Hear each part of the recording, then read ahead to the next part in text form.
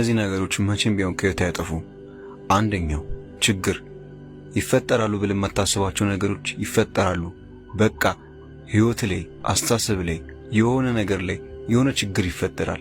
የሆነ ነገር ይፈጠራል ስሜትን ዳሜጅ የሚያደርገው ህይወትን የሚያበላሸው። ነገር ግን ያንን ችግር ተቋቁመ አልፈ ወደፊት መሄድ ይኖርብሃል፣ ወደፊት መጓዝ ይኖርብሃል።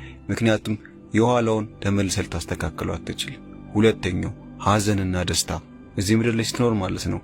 አንዳንድ ጊዜ ትደሰታለህ፣ አንዳንድ ጊዜ ደግሞ ታዝናለህ። ስለዚህ ሐዘንም ሆነ ደስታ መፈለግ ሳይሆን ያለብህ ሰላምን ነው ማግኘት አለብህ። ደስታ ላይና ሐዘን ላይ ትኩረት እንዳታረግ።